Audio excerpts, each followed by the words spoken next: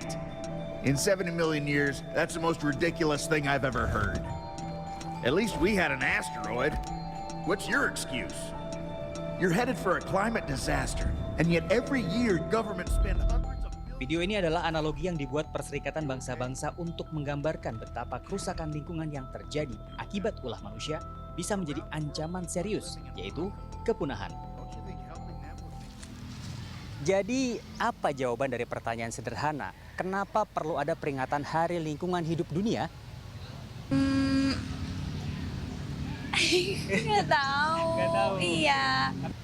Untuk pembuangan sampah jangan sembarangan, ya kan, lebih kepedulian terhadap nanam pohon di sekitaran rumah.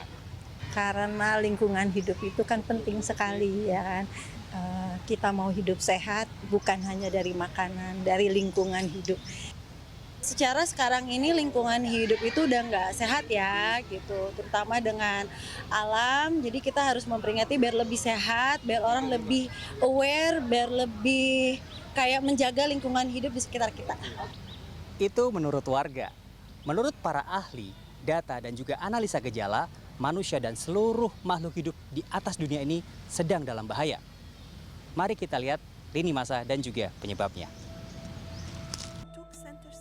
Pada 1972, Perserikatan Bangsa-Bangsa menggelar konferensi lingkungan pertama di Stockholm, Swedia. Saat itu, dunia mulai menyadari bahwa penggunaan sumber energi fosil pada sektor industri yang tidak terkendali memicu polusi udara, pencemaran air, dan kerusakan lingkungan dalam skala global. 1 tahun setelahnya atau pada 1973, dunia menetapkan peringatan Hari Lingkungan Hidup setiap 5 Juni. Pada 1980, dunia mendapati kemunculan lubang ozon di atmosfer.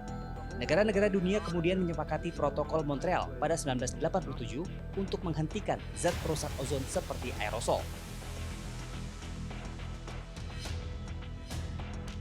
Kemudian pada 1992, Earth Summit yang digelar di Rio de Janeiro, Brasil menjadi titik penting baru.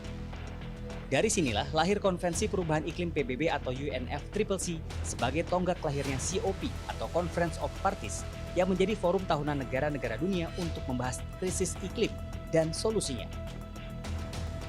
Pada 1997, Protokol Kyoto mendorong negara maju mengurangi emisi gas rumah kaca penyebab global warming. Namun di tengah berbagai kesepakatan global, emisi karbon dunia justru terus meningkat. Tahun 2015, melalui COP21, hampir 200 negara dunia menyetujui perjanjian Paris. Targetnya menahan kenaikan suhu global di bawah 1,5 derajat Celcius. Makanya progresnya itu bermacam-macam ya. Dari mulai energi bersih, dari mulai sampah, ya, dari mulai biodiversity loss, dan setiap negara itu ada progresnya, ada juga yang tidak gitu ya. Jadi ini yang memang harus diperingati terus bahwa ini ada masalah gitu. Konsentrasi karbon di atmosfer meningkat drastis. Sebelum revolusi industri, konsentrasi CO2 sekitar 280 parts per million. Saat ini, konsentrasi karbon di atmosfer mencapai lebih dari 420 parts per million. Level ini disebut tertinggi dalam jutaan tahun. Peningkatan ini terutama berasal dari pembakaran bahan bakar fosil, deforestasi, juga aktivitas industri. Saat ini dunia mengenalnya sebagai triple planetary crisis atau krisis lingkungan besar yang terjadi bersamaan dan ketiganya saling menguatkan, yaitu perubahan iklim, kehilangan keanekaragaman hayati, juga polusi dan limbah. Organisasi Meteorologi Dunia WMO menyebut 2024 menjadi salah satu tahun terpanas dalam sejarah pencatatan modern. Hal ini terjadi karena produksi emisi dunia terus meningkat akibat berbagai aktivitas manusia. Di Indonesia, sektor energi menjadi penyumbang emisi terbesar. Penghasil emisi tertinggi itu untuk di Indonesia adalah mereka-mereka yang super kaya, Mas, gitu. Yang mereka ini adalah pemilik industri sawit, kemudian batu bara, nikel, minyak dan gas gitu. Yang kita tahu sebenarnya industri-industri ini tinggi akan emisi gitu.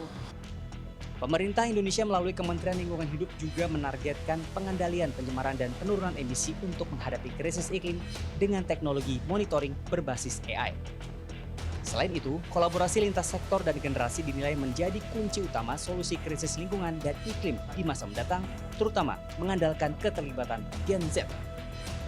Kita juga tentu menghadapi perubahan iklim. Kita bisa melihat saat ini terjadi peningkatan intensitas bencana hidrometeorologi. Ya. Ini harus kita tangani bersama-sama. Kita sangat optimis sebagai bangsa Indonesia berkaitan dengan kemajuan upaya pelindungan prolongan hidup. Kenapa?